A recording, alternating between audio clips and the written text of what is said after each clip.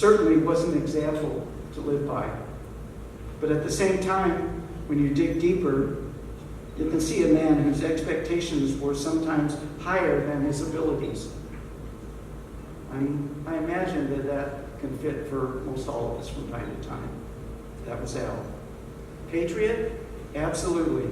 Al wasn't just a person who sat around complaining about shortcomings in our country or our government. He was a person who was always willing to work for, to fight for, or to even die for it. That was the country he loved so much. Throughout his life, there are many examples of his devotion to that cause. Next, highly dedicated. When Al was committed to a job, any job, whether it was running a company or mowing his lawn, because you guys wouldn't do it. You could count on him to give 100%. He would never slow down, and he certainly would never quit until he had exhausted every effort. Lastly, number 5, certainly not the least important. Al was a family man. No one can ever, ever, ever challenge Al's love of you guys. Never. Even when challenges and difficulties popped up, Al's love for you guys never faltered once. There could never, ever be one question regarding Al's love for each and every one of you. Even through all the good and all the bad times.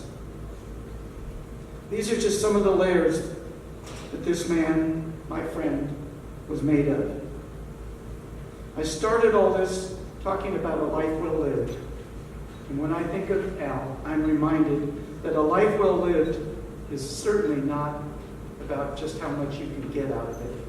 A life well lived is how much you can give to it. And Al gave plenty to all of us. I spoke on the phone with Al that Friday before his passing. We spoke a little bit about business, his. We spoke about the family trip that he and Myrna were planning. And when we were ready to hang up, my very last words to Al were, "Hey buddy, love you." And he replied, "Love you too." Just like that. So that's not a bad ending to this story.